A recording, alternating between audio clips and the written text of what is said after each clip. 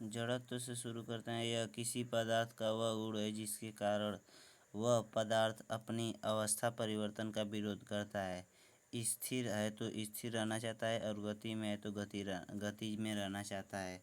जड़त्व जो है, जड़त्व दो प्रकार का होता है, गति का जड़त्व और विराम का जड़त्व।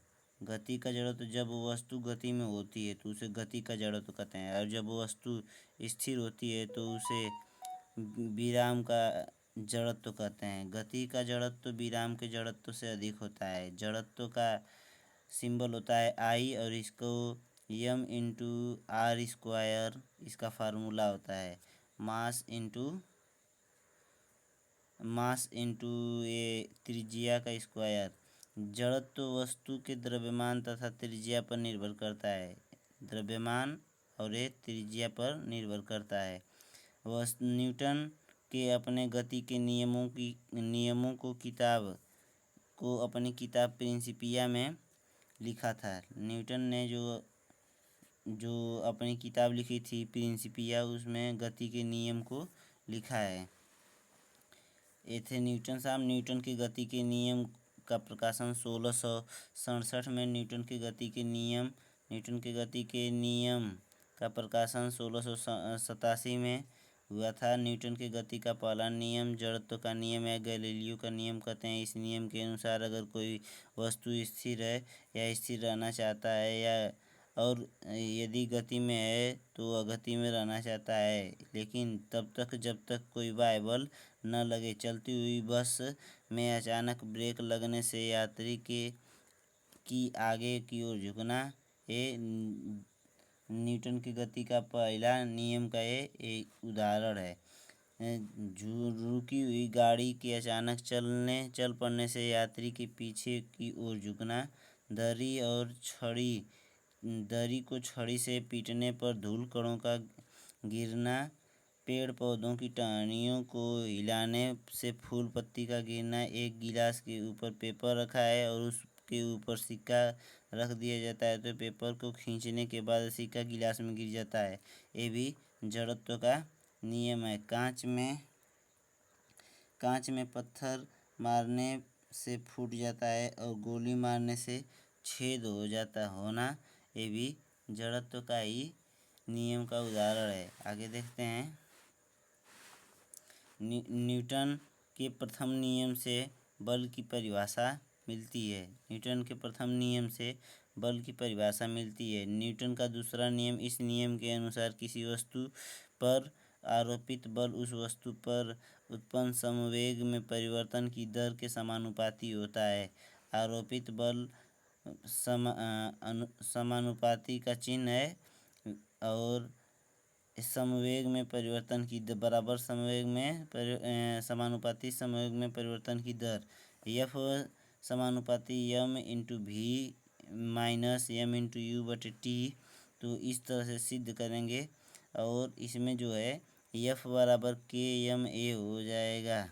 F का SI मात्रक न्यूटन, यानी फोर्स का SI मात्रक न्यूटन होता है और फोर्स का जो CGS मात्रक होता है डाइन होता है। 1 न्यूटन बराबर 10⁵ डाइन होता है। बल सदिश राशि है, इसकी दिशा और परिमाण दोनों होता है। वस्तु को उठाने के लिए आवश्यक न्यूनतम बल वस्तु के वजन के समान होता है। बल वह भौतिक राशि है जो एक समान स्थिति को बदल देता है। किसी वस्तु पर बाह्य बल लगने के बाद भी आकार में परिवर्तन न होना दृढ़ता कहलाता है। जब तक बल नहीं लगेगा गति एक समान रहेगी। अगर कोई वस्तु दृढ़ है तो बाह्य बल लगने के बाद उसके आकार में कोई परिवर्तन नहीं होगा। जब बल विपरीत दिशा में लगता है तो दिशाओं के बीच का कोण 180 डिग्री तथा जब समान दिशा में लगता है तो दिशाओं के बीच का कोण 0 डिग्री होता है। बल के विपरीत विस्थापन हो तो नकारात्मक बल कहलाता है। इसका एग्जाम्पल है टेनिस की गेंद की तुलना में क्रिकेट की गेंद से अधिक चोट लगना। गद्दे की तुलना में फर्श पर गिरने पर अधिक चोट लगना। ऊंची या लंबी कूद में जमीन को खोद कर हल्का कर दिया जाता है ताकि चोट कम लगे। बड़े को अधिक गहराई तक धंसाने के लिए हथौड़े से अधिक चोट किया जाता है। कराटे के खिलाड़ी जो होते हैं ईंट को तोड़ने के लिए अधिक चोट मारता है। न्यूटन के दूसरे नियम से हमें बल का सूत्र प्राप्त होता है। न्यूटन के दूसरे नियम से हमें बल का सूत्र प्राप्त होता है।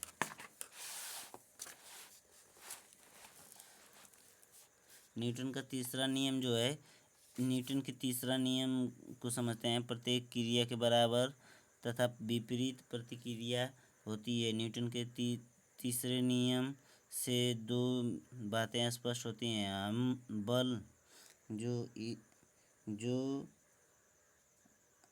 बल हमेशा जो है जोड़े में होता है, यह कभी अकेले नहीं होता है।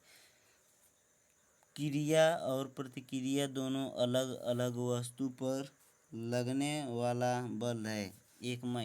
इसका एग्जाम्पल है, एक महिला कुएं से पानी खींच रही है, रस्सी के टूट जाने के कारण चोट लग जाती है।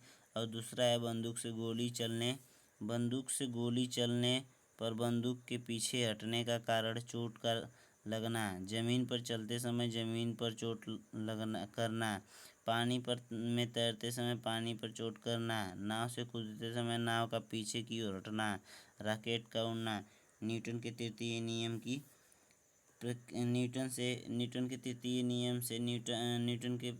नियम से बल की प्रकृति का पता चलता है। ट्रिक जो है, पहला जो है, प्रथम नियम जो है गति या विराम का विरोध करता है। दूसरा जो नियम है, चोट कम या अधिक लगता है। और तीसरा नियम जो है, तृतीय नियम जो है, चोट लगना। इससे पता चलता है कि चोट लग रही है या नहीं, प्रकृति है।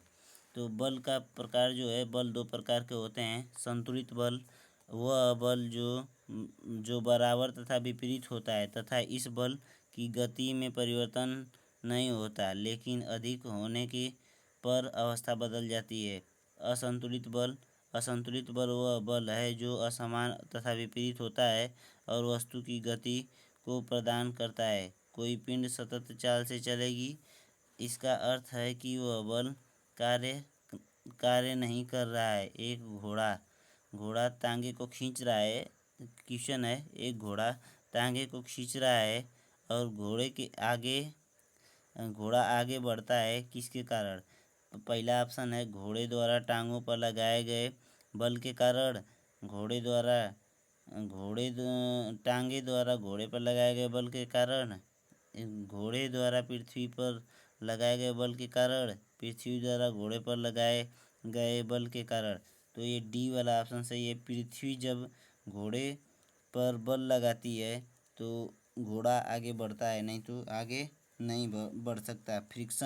फ्रिक्शन भी एक प्रकार का बल है, यानी घर्षण एक प्रकार का यह जो है विरोधी बल होता है। विरोध करता है, किसी भी चीज़ का विरोध करता है, किसी भी बल का विरोध करता है। तो इसमें आगे देखते हैं। तो घर्षण बल एक प्रकार का बल है जो हमेशा गति के विपरीत दिशा में लगता है। घर्षण बल को क्षयकारी या क्षीण बल कहते हैं। इसे स्नेहक की सहायता से कम किया जा सकता है। स्नेहक के रूप में तेल, मोबिल, ग्रीस, ग्रेफाइट का प्रयोग किया जाता है। स्नेहक जो है तीन प्रकार के होते हैं, ठोस, द्रव और अर्ध ठोस, जैसे ग्रेफाइट, मोबिल और ग्रीस। ग्रेफाइट जो है पेंसिल में पाया जाता है। घर्षण बल का मान सतहों के क्षेत्रफल पर निर्भर नहीं करता, जबकि सतहों की प्रकृति पर निर्भर करता है। अगर किसी गतिमान वस्तु पर कोई बल कार्य नहीं कर रहा है तो वह घर्षण के कारण रुक जाएगी, जो सतहों की अनियमितता के कारण घर्षण बल लगता है। घर्षण द्वारा किए गए कार्य का क्षय नहीं होता, वह तापीय ऊर्जा में परिवर्तित हो जाती है। यह अनियमित रहने पर घर्षण बल लगता है। सतह अनियमित रहने पर घर्षण बल लगता है। घर्षण घर्षण के कारण ऊर्जा का क्षय नहीं होता, परंतु घर्षण तापीय ऊर्जा में बदल जाता है। घर्षण के प्रकार जो हैं क्षैतिक, स्थैतिक, सीमांत, गतिज और लोटनिक, ये 4 प्रकार के घर्षण होते हैं। घर्षण जो है घर्षण बल जो किसी वस्तु पर तब कार्य करता है जब वस्तु स्थिर अवस्था में होती है, जो है सीमांत घर्षण बल है।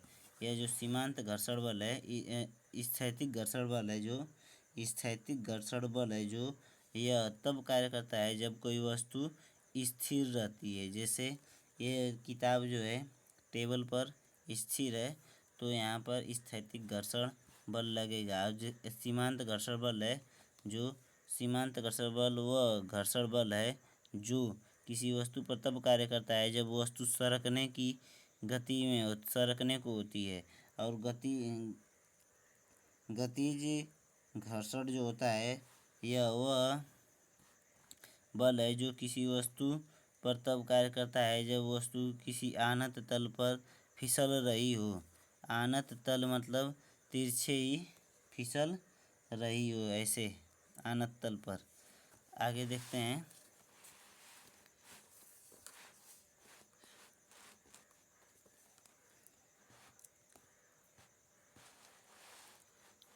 लोटनिक घर्षण बल जो है, लोटनिक घर्षण बल में यह घर्षण बल जो किसी वस्तु पर तब कार्य करता है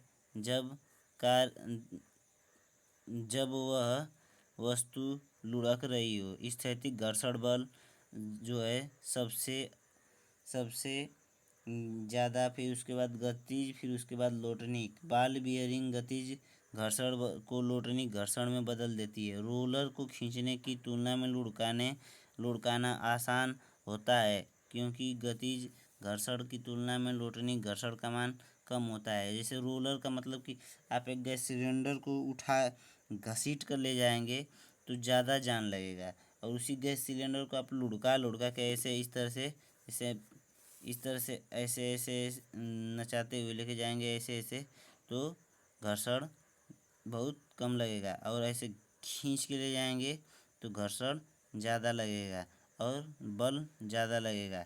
घर्षण के कारण और घर्षण के जो लाभ हैं और हानि हैं। घर्षण कम होने के कारण हम बर्फ़ पर फिसल जाते हैं। घर्षण अधिक होने के कारण जो है हम बालू या पानी पर नहीं चल पाते हैं। घर्षण अधिक होने के कारण मशीनों के पार्ट पुर्जे टूट जाते हैं। घर्षण की कमी होने के कारण मशीनें चल नहीं पाती हैं। घर्षण के कारण ही हम रोड पर चल पाते हैं।